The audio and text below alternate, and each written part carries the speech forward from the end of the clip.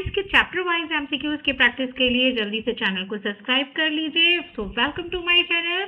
यहाँ पे हम एमसीक्यूज की प्रैक्टिस कर रहे हैं। ये एमसीक्यूज केवल एमसीक्यूज ही नहीं, इन एमसीक्यूज के थ्रू आपके true false, fill ups, very short answers भी कवर होने वाले हैं।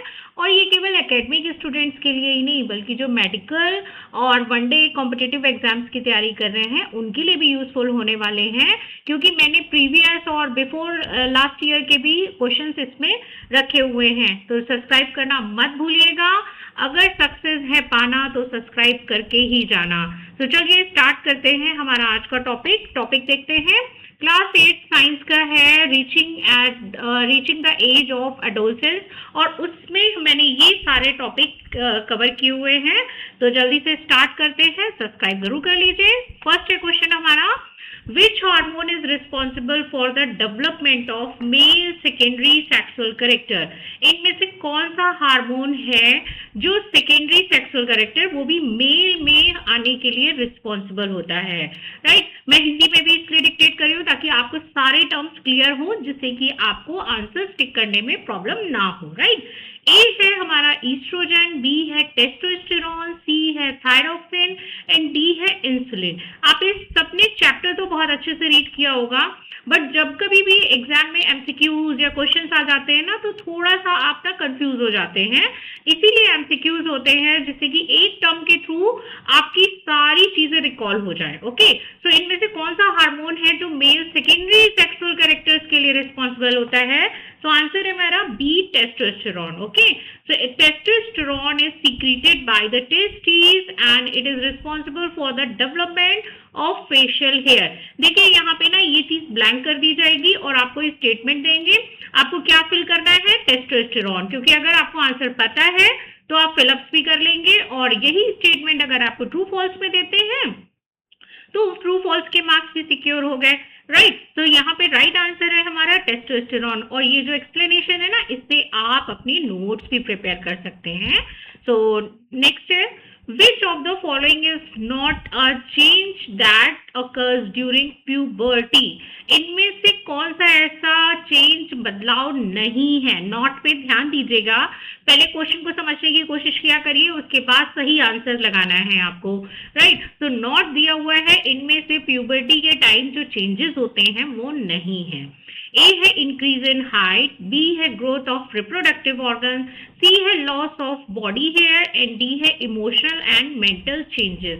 तो देखिए यहाँ पे ऐसा क्या है जो नहीं होता है प्यूबर्टी के टाइम? सो ये है लॉस ऑफ बॉडी हेयर, मतलब बॉडी हेयर लॉस होते हैं नहीं, वो और भी ज्यादा डेवलप होते हैं। So during puberty hair grows in the armpit and pubic region rather than the being lost, जाने की बजाय वो आ जाते हैं। ओके, नेक्स्ट है, the pituitary gland is often called the dash gland। pituitary gland का another name क्या है? दूसरा नाम पूछ रहे हैं। it is also called as, A है digestive, B है master, C है sweat and D है excretory।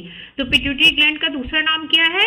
Yes, pituitary gland is also known as the master gland। क्यों? क्योंकि master कौन होता है? जो पूरी क्लास को मैनेज करता है। राइट, ऐसे ही pituitary gland है वो जो सारे हार्मोनल ग्लैंड है ना उनको मैनेज करती है। So the pituitary gland controls several endocrine glands by secreting hormones। Right, so pituitary gland note कर लीजिए, it is also known as a master gland। Next है, what determines the sex of a baby in humans? Human में जो baby होता है उसके sex को कौन डिटरमाइन करता है? दैट मीन्स कि बेबी जो है वो मेल होगा या फीमेल होगी, तो ये कौन डिसाइड करता है? ए है मदर्स एक्स क्रोमोसोम, बी है मदर्स डाइट, सी है father's sperm chromosomes and D है मदर्स एज। तो यहाँ पे जो राइट आंसर है हमारा वो है सी, फादर्स स्पर्म्स क्रोमोसोम। क्यों? क्योंकि ये जो स्पर्म है वो है मेल गैमीट। क्या होता है? Male gamete. और गैमीट के क्रोमोसोम्स कितने होते हैं? Just half. ओके, और इसके क्रोमोसोम्स एक्स और वाई होते हैं। तो याद रखिए, जब फादर का एक्स क्रोमोसोम फीमेल के एक्स से मिलेगा तो क्या बनेगा? Baby girl. और जब वाई क्रोमोसोम कोरिलेट क्रॉस करता है एग से, तो क्या बनता है, baby boy, right. So father contributes either X और Y chromosomes, right. Chromosomes through the sperms, XX result in the girl and while XY result in the boy. Next है which hormone control metabolism in our body, इनमें से कौन सा hormone है जो metabolism को control करता है हमारी बॉडी में, राइट। तो ए है टेस्टोस्टेरोन, बी है ईस्ट्रोजन, सी है थायरोक्सिन एंड डी है ग्रोथ हार्मोन। तो देखिए ये जो दोनों हार्मोन है ना, ये होते हैं एक तरीके से फर्स्ट सेक्सुअल करेक्टर्स के, राइट, यानी कि मेल गैमीट और फीमेल गैमीट्स के। बट यहाँ पे मेटाबॉलिज्म की बात हो रही है कि ऑल ओवर बॉडी का जो ध्यान रखता है वो कौन सा हार्मोन है। सो आंसर है थायरोक्सिन, क्योंकि ग्रोथ हार्मोन क्या करता है, ग्रोथ पे डिपेंड करता है, मतलब ग्रोथ को प्रमोट करता है। बट ये थायरोक्सिन जो है ये पूरे बॉडी की मेटाबॉलिज्म पे वर्क करेगा। So thyroxine produce by the thyroid gland regulates metabolism and physical growth, right. इसमें ग्रोथ हार्मोन्स भी आते हैं। तो यहाँ पे ये जो थायराइड ग्लैंड होती है, ये सबको पता होगा कि ये जो नेक रीजन में होता है ना बटरफ्लाई शेप का, वो होती है thyroid gland. Which nutrient is especially important during the adolescence for the healthy bones? इनमें से कौन सा न्यूट्रिएंट है जो इम्पोर्टेंट है वो भी प्यूबर्टी के टाइम यानी कि एडोलसेंस के टाइम हेल्दी बोन रखने के लिए। आपकी बोन्स जो हैं जब आप बिल्कुल प्यूबर्टी की एज में हैं तो आपकी बोन्स स्ट्रॉन्ग होनी चाहिए। तो इनमें से कौन सा न्यूट्रिएंट स्पेशली पार्टिसिपेट करता है? ए है विटामिन सी, बी है कैल्शियम, सी है फैट्स एंड डी है शुगर। तो याद रखिए हेल्दी बोन्स के लिए कौन सा होता है? Yes, B calcium. बोलते हैं ना कि प्यूबर्टी के टाइम या एडोलसेंस के टाइम आपको मतलब मिल्क तो ऐसा है कि आपको लॉन्ग लाइफ लेना ही चाहिए, right. So calcium helps in the proper development of the bones and teeth during rapid growth. तो जब आपकी ग्रोथ हो रही होती है, अब मान लीजिए आपकी हाइट अगर बढ़ रही है तो दैट मीन्स की बोन्स भी बढ़ेगी, और बोन्स की ग्रोथ के लिए क्या चाहिए? कैल्शियम। तो उसके लिए आपको तो कैल्शियम और मिल्क तो लेना ही पड़ेगा, या फिर मिल्क लीजिए और मिल्क के साथ साथ क्या क्या लेना है जिसमें कि कैल्शियम अच्छी क्वांटिटी में होता है, just like dry fruits, right. Next है विच एंडोक्राइन ग्लैंड सिक्रीट इंसुलिन, इनमें से कौन सी एंडोक्राइन ग्लैंड है जो इंसुलिन सिक्रीट करती है? ए है थायराइड, बी है पैंक्रियास, सी है पिट्यूटरी एंड डी है टेस्टिस। तो यहाँ पे इंसुलिन से रिलेटेड कौन सी एंडोक्राइन ग्लैंड है? Yes, answer is B pancreas. देखिए पैंक्रियास जो है ना ये होती है स्मॉल इंटेस्टाइन, मतलब ये जो स्मॉल इंटेस्टाइन है और सॉरी यहाँ पे स्मॉल इंटेस्टाइन और स्टमक के बीच में होती है, राइट। स्टमक के बीच में ये कनेक्ट होता है और यहाँ पे ये ना बटरफ्लाई शेप का ये जो बना हुआ है ना, ये सॉरी बटरफ्लाई शेप नहीं लीफ शेप का होता है, ओके। तो ये होता है pancreas. Insulin regulates blood sugar level in the body. Next है which hormones brings about changes in girls during puberty, इनमें से कौन सा हार्मोन है जो फीमेल या गर्ल्स में प्यूबर्टी के लिए रिस्पॉन्सिबल है? ए है ईस्ट्रोजन, बी है इंसुलिन, सी है एड्रेनालिन एंड डी है थायरोक्सिन। तो देखिए फर्स्ट सेक्सुअल कैरेक्टर्स के लिए वो भी गर्ल्स में रिस्पॉन्सिबल होता है estrogen, okay. Estrogen is responsible for the development of female secondary sexual characters. Okay, secondary sexual character के लिए भी और first के लिए भी. Okay, तो यहाँ पे estrogen है, इसको रिमार्क कर लीजिए. क्यों? क्योंकि यही रिस्पॉन्सिबल है फीमेल में ग्रोथ के लिए और सेकेंडरी और प्राइमरी सेक्सुअल कैरेक्टर्स के डेवलपमेंट के लिए.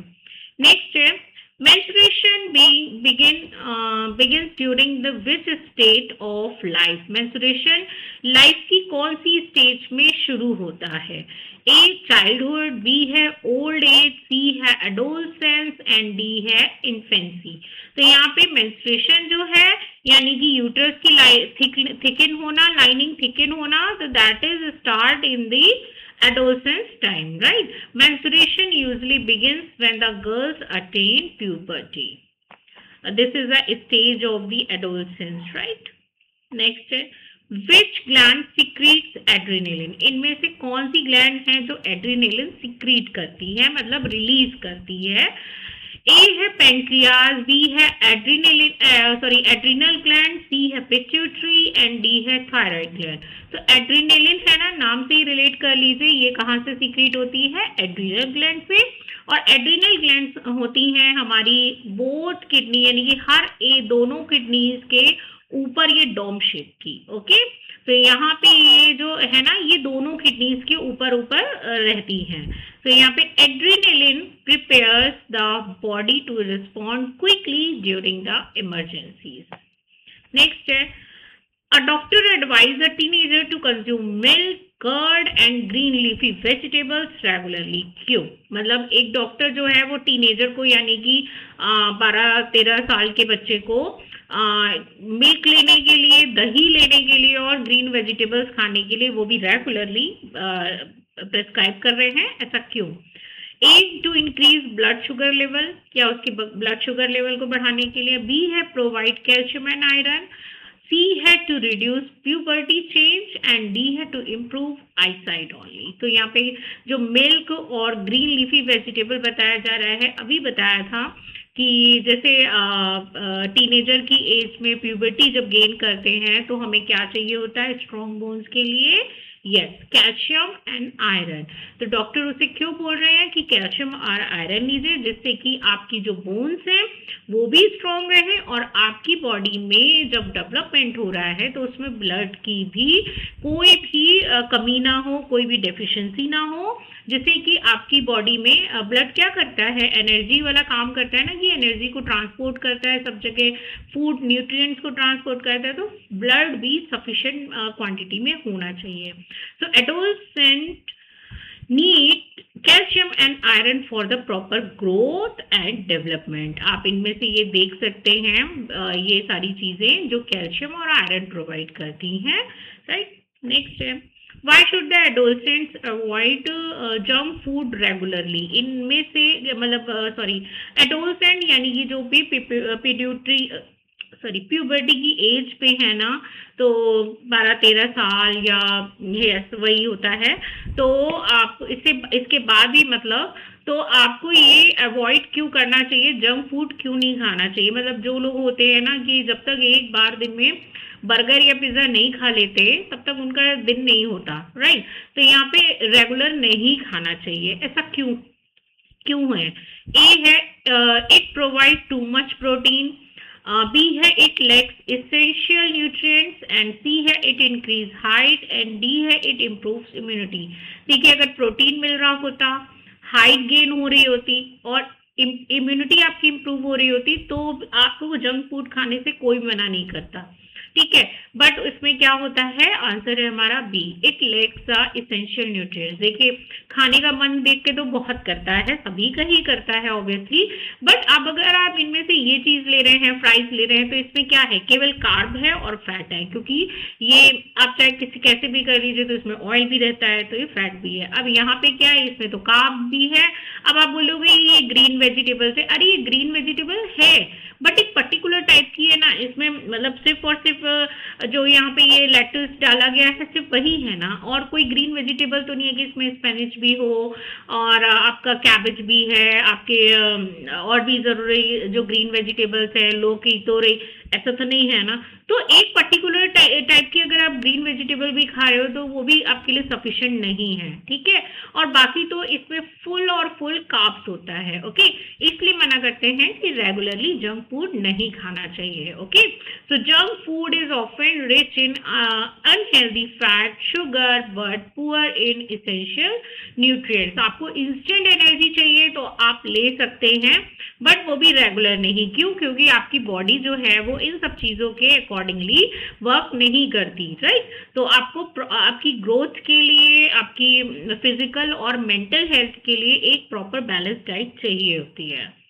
नेक्स्ट है, the growth of the facial hair and the broad shoulder in boys are the example of, right. जो फेशियल हेयर का आना और जो ब्रॉड शोल्डर होते हैं ये चौड़े हो जाते हैं बॉयज में, वो किसका एग्जाम्पल है? ए है प्राइमरी सेक्सुअल कैरेक्टर, बी है सेकेंडरी सेक्सुअल कैरेक्टर, सी है जेनेटिक डिसऑर्डर एंड डी है मेटाबॉलिक चेंजेस। तो देखिए ये जो भी आता है ना, ग्रोथ, फेशियल हेयर का और शोल्डर का बनना, बॉडी का मस्कुलर होना, ये सब आता है सेकेंडरी सेक्सुअल कैरेक्टर में। प्राइमरी सेक्सुअल कैरेक्टर्स वो होते हैं जब गैमीट्स बनना शुरू होते हैं, दैट इज मेल में स्पर्म्स और फीमेल में ओवा, that is called the primary. ये सब होते हैं सेकेंडरी, जिसको आप विजुलाइज कर सकते हो कि हाँ अरे बच्चा बड़ा हो रहा है, मसल्स स्ट्रांग हो रही है, यहाँ पे दाढ़ी पे बाल आ रहे हैं, ठीक है। तो इस तरीके से ये सब किस में आते हैं? सेकेंडरी सेक्सुअल कैरेक्टर में। So secondary sexual characters develop during the puberty and distinguish male from the female. आप फिजिकली देख के पता कर सकते हैं who is male और who is female, right? Estrogen जो है वो यहाँ पे breast grows, pubic hair grows and the wide hips और डेवलपमेंट का काम, वाइड हिप्स डेवलप का काम करता है फीमेल में। और यहाँ पे body hair grow, voice break, muscular growth increase, तो ये सब चीजें होती हैं। मतलब जैसे ही मेल ग्रोथ या प्यूबर्टी के उस पर आता है तो उसकी आवाज भारी होना शुरू हो जाती है, ठीक है। नेक्स्ट है अ बॉयज वॉइस। देखो जो मैं बोलती हूँ वही क्वेश्चन आ जाता है। A boy's voice becomes deeper during puberty because, जो बॉयज की आवाज होती है वो डीपर हो जाती है, मतलब थोड़ी सी गहरी सी हो जाती है, भारी हो जाती है ड्यूरिंग प्यूबर्टी, आफ्टर मतलब at the age of the adolescence, और ये लॉन्ग लाइफ पे रहती है। तो ऐसा क्यों होता है? Because his lungs become larger, क्या उसके लंग्स बड़े हो जाते हैं। The larynx enlarged due to the hormonal changes, larynx बड़ी हो जाती है हार्मोनल चेंजेस की वजह से। या सी है his tongue grows longer, टंग बड़ी हो जाती है, या टीथ चेंज हो जाते हैं। भाई इनमें से जो वॉइस का होना है ना, तो वो उससे रिलेट करिए, वॉइस बॉक्स किसे कहते हैं? यस, लेरिंग्स को। तो यहाँ पे आंसर है हमारा B, the larynx enlarged due to the hormonal changes. Enlargement of the voice box causes the voice to deepen. ये होती है लेरिंग्स। आपने बहुत से लोगों में देखा होगा, देखो जो हेल्दी बच्चे हैं ना उनका ये नहीं दिखता, बट जो नॉर्मल एवरेज वेट के है ना, तो उनके में ये चीज जो है ना ट्रायंगुलर शेप की, ये एनलार्ज हो जाती है, मतलब दिखने लगती है, आगे की तरफ निकल आती है, रहती स्किन के अंदर ही है, बाहर नहीं निकल आती है। ओके, तो कंफ्यूज मत होइएगा। मेरे एक स्टूडेंट ने ऐसे ही पूछा कि मैम बाहर आ जाती है? नहीं भाई, बाहर नहीं आती, रहती स्किन के अंदर ही है, लेकिन ये जो है ना ये बड़ी हो जाती है, तो इसको ये थोड़ा ट्रायंगुलर शेप में दिखने लगती है। नेक्स्ट है thyroxine is important for the Metamorphosis in frog. A deficiency of iodine in water में इफेक्ट, मतलब यहाँ पे जो थायरॉक्सिन था ना, it is relate with the growth hormone, thyroxine also known as the growth hormone. So it is important for the metamorphosis. Metamorphosis आपने last video में check कर लीजिएगा, that is a change in the stages of the frog, development of the frog. So this is called the metamorphosis in frogs, right? A deficiency of iodine in water. अगर पानी में iodine नहीं होगा तो जो change frog की life cycle होती है ना, उसमें क्या चेंज होगा, राइट? ए है ग्रोथ ऑफ विंग्स, उसके पर निकल आएंगे, मतलब विंग्स आ जाएंगे। बी है development of tadpole into the frog, जो टेटपोल है वो फ्रॉग में कन्वर्ट हो जाएगा। सी डाइजेशन, और सी है डाइजेशन, डी है ब्लड सर्कुलेशन। तो डेफिशिएंसी ऑफ आयोडीन वाटर में effect the development of tadpole into the frog, मतलब जैसे फ्रॉग हुआ, फर्टिलाइजेशन के बाद एग और जो हैचिंग होती है, और मैंने लास्ट वीडियो में भी बोला था कि इसकी लाइफ साइकिल मेरे चैनल पे शॉर्ट वीडियोस में अपलोड है, आप लोग वहां से चेक कर सकते हो, पूरी लाइफ साइकिल फ्रॉग की दी हुई है। तो यहाँ पे टेटपोल है, टेटपोल के बाद सीधे सीधे यहाँ पे जो इसके गिल्स होते हैं, गिल्स के बाद सीधे ये आता है, फिर फ्रॉगलेट में चेंज होता है, और यही पूरी साइकिल को मेटामॉर्फोसिस कहते हैं, जो इजिली विजिबल होता है कि इनकी स्टेजेस में कितने कितने चेंज आ रहे हैं। अगर पानी में आयोडीन की डेफिशिएंसी होगी, आयोडीन कंप्लीटली डिस्ट्रॉय कर दिया जाए या उसमें प्रेजेंट नहीं होगा, तो इसकी मेटामॉर्फोसिस जो होती है, मतलब जो ग्रोथ होती है ना, वो इफेक्ट होगी। तो यहाँ पे thyroxine is essential for the Metamorphosis in frogs and require the iodine for its production, right. क्यों? क्योंकि अगर आयोडीन नहीं होगा तो ये ग्रोथ नहीं कर पाएगा और एक प्रॉपर फ्रॉग नहीं बन पाएगा, इसकी ग्रोथ वहीं रुक जाएगी। नेक्स्ट है which chromosome combined produce a male child. इनमें से कौन से क्रोमोसोम का कॉम्बिनेशन है जो मेल चाइल्ड में प्रेजेंट होता है? तो आई थिंक ये आंसर सभी को पता होगा। और ए है XX, बी है XY, सी है YY एंड डी है XO। मुझे कमेंट बॉक्स में बताना किसको नहीं पता था ये चीज कि जो मेल चाइल्ड का क्रोमोसोम कॉम्बिनेशन होता है वो क्या है। भाई आप में से किसको नहीं पता है तो मुझे बताना जरूर। यस, आंसर है हमारा XY। A male child has a 1X chromosome and 1Y chromosome. क्यों? कैसे? देखिए, जब आपको ऑलरेडी मैंने डिस्कस किया, जब Y क्रोमोसोम X क्रोमोसोम से क्रॉस करता है तो बनता है XY, यानी कि male boy, okay, male baby. और जब X और X से करता है तो X और X क्या बनाता है? Girl child, okay. ये चीज ध्यान रखिएगा। तो XY का combination always occur in the male. Next है which of the following is not an endocrine gland. इनमें से कौन सी ऐसी है जो एंडोक्राइन ग्लैंड नहीं है? जल्दबाजी में आंसर नहीं टिक करना है, आपको पहले प्रॉपर आंसर रीड करना है। तो ए है थायराइड, बी है पिट्यूटरी, सी है एड्रिनल ग्लैंड और डी है सैलिवरी ग्लैंड।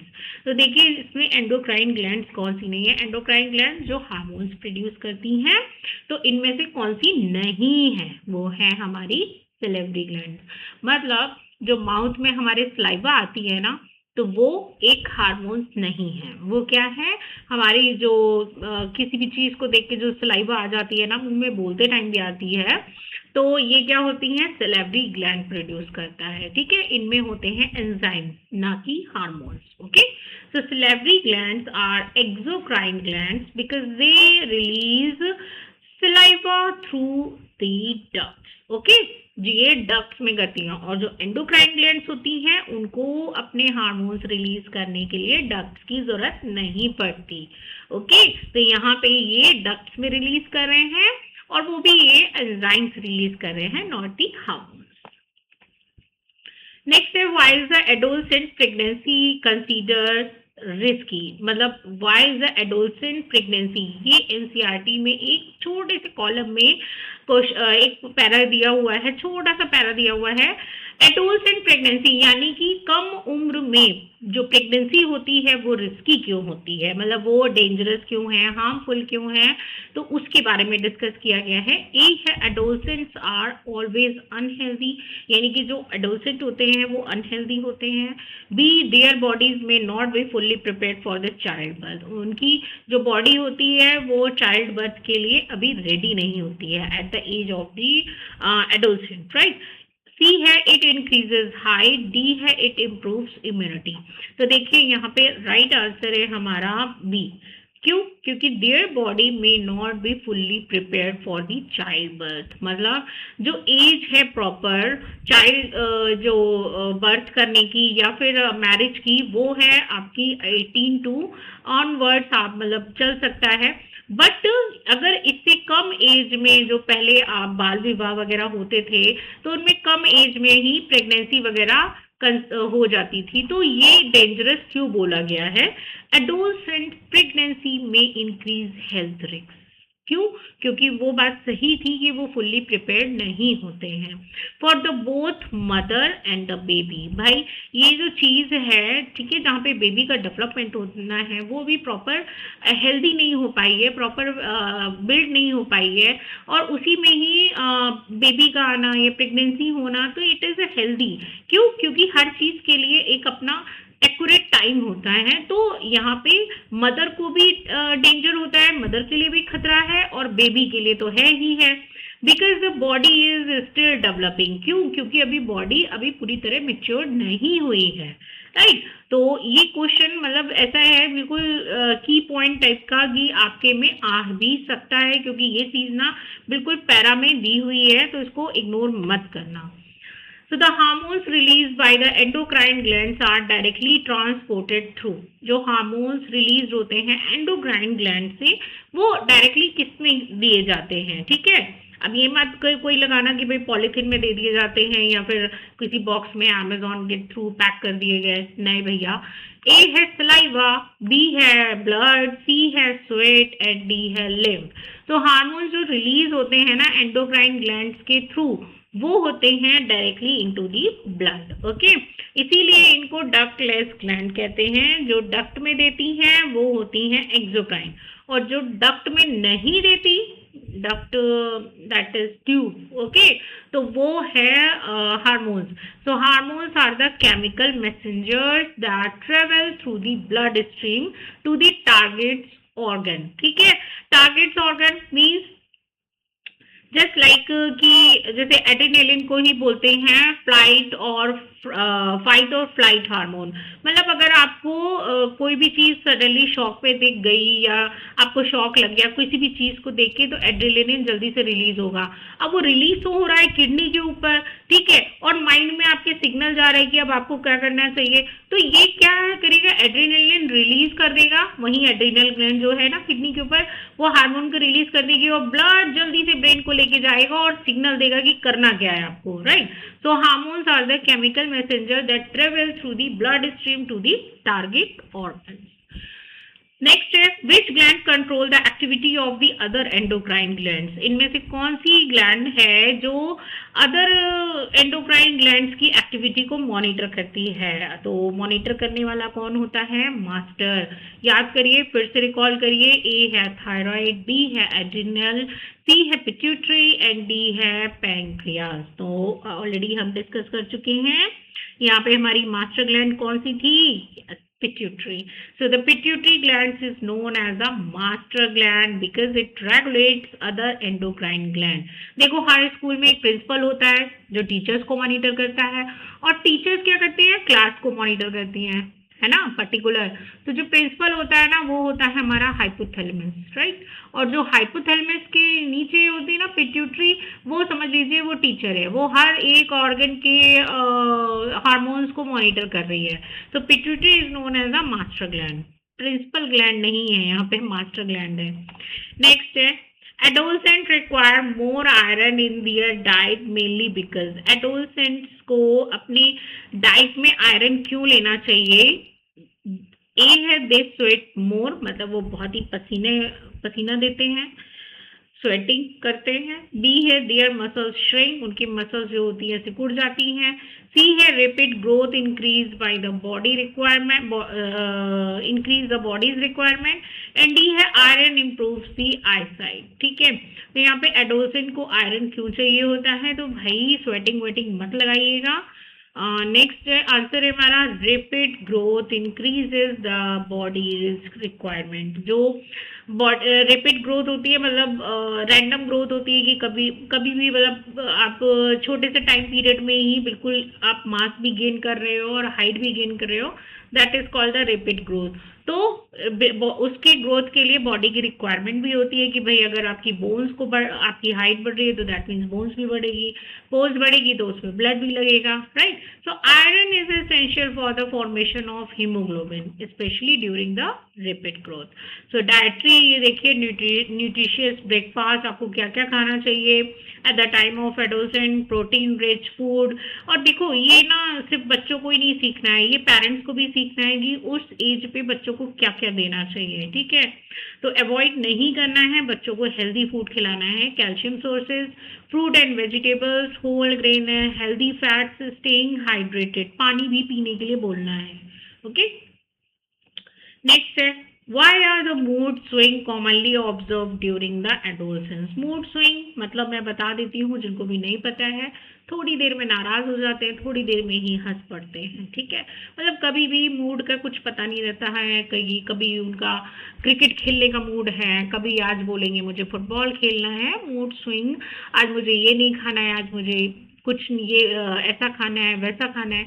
तो ये होता है मूड स्विंग, ठीक है। आपके जो मूड है उसका बिल्कुल बार बार बदलना बदलना अल्टरनेट होना। So why are the mood swings commonly observe during the adolescence? क्यों ऐसा होता है एडोलसेंस में?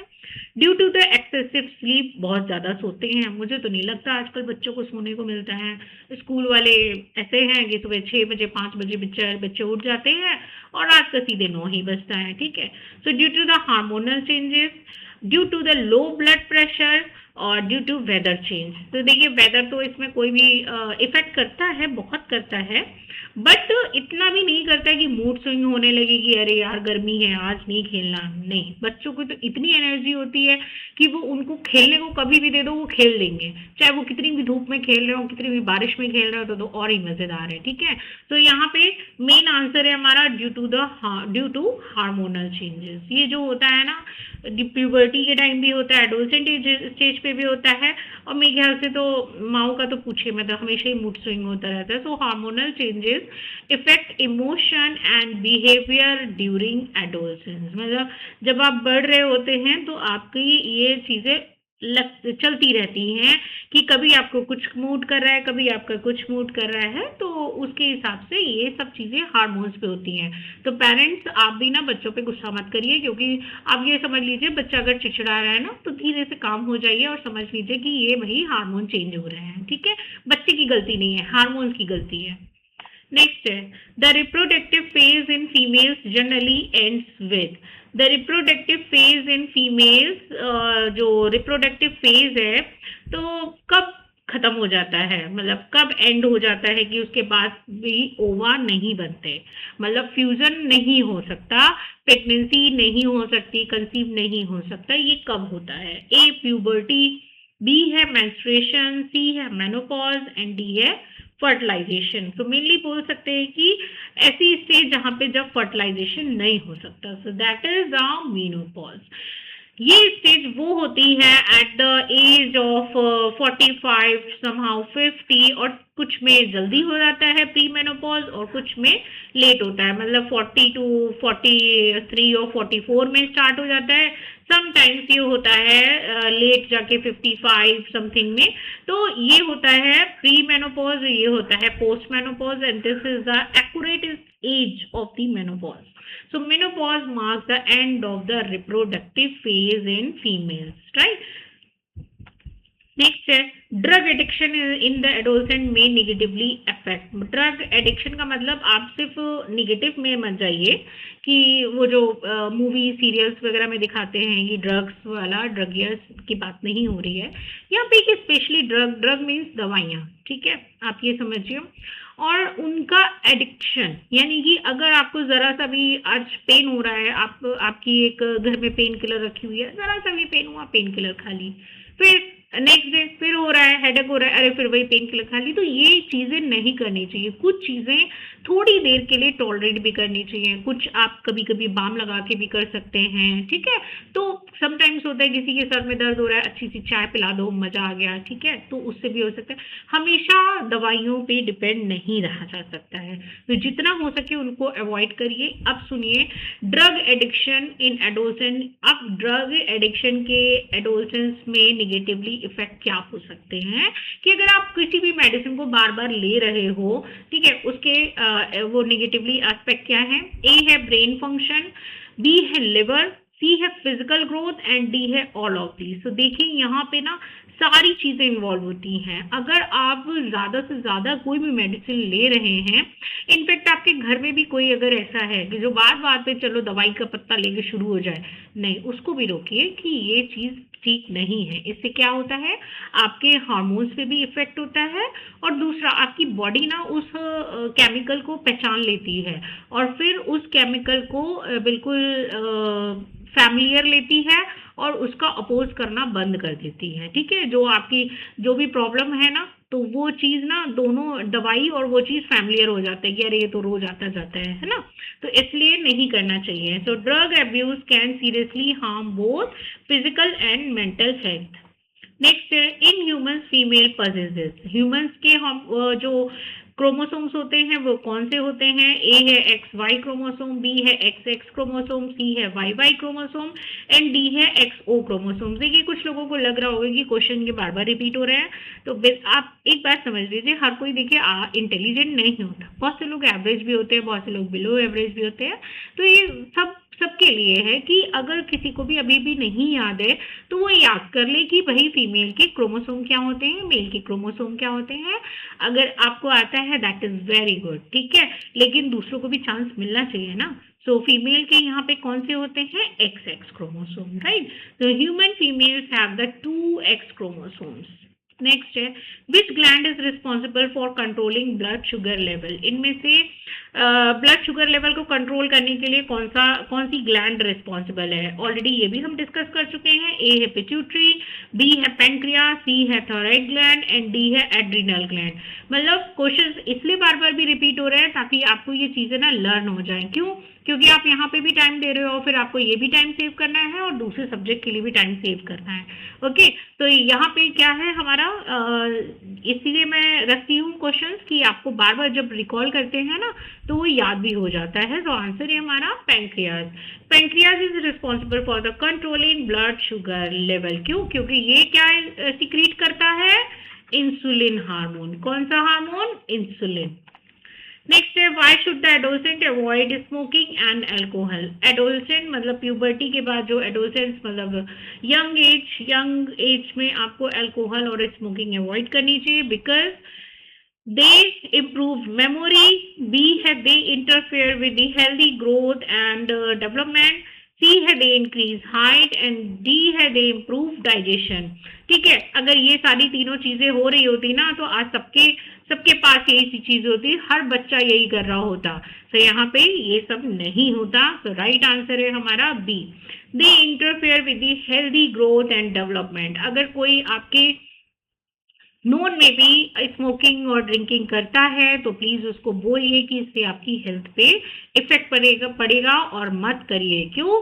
क्योंकि ये पूरी ओवरऑल आपकी फिजिकल मेंटल हेल्थ दोनों पे इफेक्ट करता है। So addiction affect the physical health, mental health और एकेडमिक परफॉर्मेंस। एकेडमिक परफॉर्मेंस का मतलब जो भी आप लाइफ में कर रहे हैं ना, चाहे आप बिजनेस कर रहे हैं, जॉब कर रहे हैं, उस पर भी अंतर आता है। क्यों? क्योंकि जब मेंटल स्टेटस पे भी आपको डिसबैलेंस हो रहे हैं तो आप समझ ही नहीं पाएंगे कि क्या चीज अच्छी है क्या चीज बुरी है। नेक्स्ट है, why is the adolescent often called the age of transition? Adolescence को एज ऑफ ट्रांजिशन क्यों कहा जाता है? मतलब बदलाव की एज क्यों कहा जाता है एडोलसेंस को? ए है because it is the transition from the childhood to adulthood. Because B है because adolescence change school. Adolescence जो होते हैं स्कूल चेंज कर देते हैं। कैसे कैसे ऑप्शन देते हैं? सी है बिकॉज हार्मोन डिसअपियर, हार्मोन गायब हो जाते हैं। एंड डी है बिकॉज ग्रोथ रुक जाती है। तो देखिए यहाँ पे एडोलसेंस की स्टेज को क्या बोलते हैं? Age of transition. वो भी इसलिए क्योंकि यहाँ पे जो है ट्रांजिशन होता है चाइल्डहुड से अडल्टहुड में। क्यों? क्योंकि जो छोटा बच्चा है वो धीरे धीरे अब बड़ी एज पे आ रहा है। तो adolescent is a stage marked by the physical, emotional, mental and reproductive change that appear in an individual for adulthood। Okay, so याद कर लीजिए ये सारे टॉपिक, इसको क्यों बोलते हैं कि एज ऑफ ट्रांजिशन है। और इसी के लिए लर्निंग के लिए ये सारी जो क्विक रिवीजन टेबल है ना, ये इसी वजह से दी हुई है ताकि आप एक स्लाइड में एक ही साइड में आप ये सारी चीजें जो है फिर से रिकॉल कर सकते हैं कि प्यूबर्टी किससे रिलेटेड था, टेस्टोस्टेरोन और थायरॉक्सिन, इंसुलिन। आप ये सारी चीजें मैंने इसीलिए शॉर्ट में रखी हुई है कि आपने अगर ये पढ़ लिया और एक बार एमसीक्यूज और कर लिए तो आपका चैप्टर ये पूरा कंप्लीट हो जाएगा। और होपफुली ये आपके लिए बहुत ही इंपॉर्टेंट होंगे एमसीक्यूज और आएंगे भी एग्जाम में, तो इनको इग्नोर मत करिएगा क्योंकि ऐसे ऐसे क्वेश्चन आपको लैंग्वेज चेंज करके दे सकते हैं क्वेश्चन, बट आंसर यही रहेंगे। तो इससे बिल्कुल मत डरिएगा और मिलते हैं नेक्स्ट वीडियो वीडियो में, लेकिन हाँ चैनल को लाइक शेयर सब्सक्राइब करना मत भूलना। तो लेके आती हूँ मैं नेक्स्ट वीडियो फिर से क्लास 8 का। तब तक के लिए थैंक यू सो मच, धन्यवाद।